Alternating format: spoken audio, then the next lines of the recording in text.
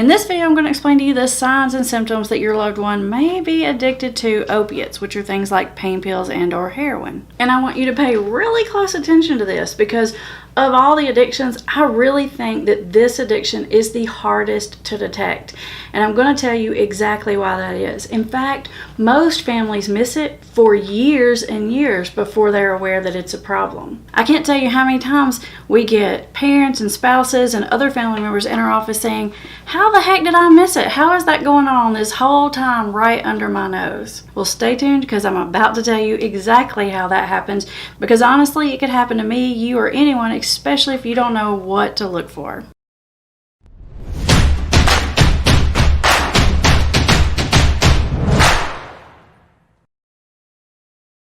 If you're new here, welcome to Put the Shovel Down. I'm Amber Hollingsworth, and this YouTube channel is all about helping you understand the science and psychology of addiction so that you're always 5 steps ahead of it, so that you can take back control of your own life, your family, and get out there and live the destiny that you're meant to live, which I can tell you is not to be enslaved by addiction. So the reason that pain pill addiction is so hard to detect is because a person on this drug does not look intoxicated, at least not until you get to like end stage where they're using really massive amounts, and usually they've moved on to heroin or something like that. In the beginning, the person actually seems to function better. They may get better grades. They may get promoted at work. They may be the all-star, because pain pills don't make you feel drunk or intoxicated. You're not slurring your words. You're not falling all over yourself. Your eyes aren't red and heavy like some of those other symptoms that you might look for. There's no smell to detect. Opiate addiction is very tricky, because to be completely honest, for a while it works well for the person.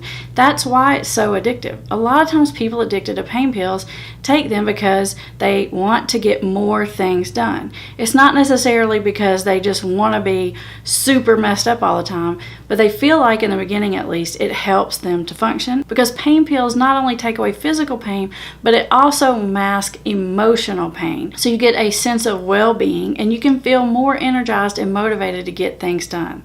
That's in the beginning. Here's where you're going to start to detect a pain pill problem in your loved one. You're almost certainly going to see it happen first in the finances. In fact, it's one of the most expensive of the addictions that you have. So usually, before you get an indicator that the person seems off, you're going to see that the money seems off. They're going to be constantly wanting money or needing money or draining through their money in a way that does not make sense. And then eventually the person is probably going to begin to pawn things, sell things. They may steal things. They'll very likely steal your things. Don't be in denial. Don't think, "Oh, my loved one would not do that." They're addicted to opiates. Yes, they can and will do that, because they get to this desperate point, and they know if they stop, they're going to be really, really sick. If you don't know what the withdrawal symptoms of opiates are, make sure you check out that video so you know what you're dealing with on that end of the situation. So besides the finances, some other problems you might see are, I know this is gross, but bathroom problems, because when you're taking pain pills, it makes you really constipated, and when you're not taking them, it makes you the opposite of constipated. So it may seem like the person has almost like irritable bowel syndrome, or their digestion is all messed up. You might see the person's pupils are likely to be really restricted if they're on opioids, and when people are in withdrawal from opioids, they can have like a runny nose. You may notice like a lot of sniffling and that kind of thing. These are the symptoms of physical dependency on pain pills. Obviously, these are not all the symptoms, but these are the ones specific to pain pills and the ones I think that you're more likely to notice first. Now, some other general symptoms that you're probably going to notice is going to be something like the changing of friends, loss of interest in activities that they used to be interested in, a real inconsistency in their mood and work. So it's going to seem like sometimes it's like they're on top of it, they're like Superman, they got their game in check, living their best life, and they get it all done. And then other times they can't get out of bed.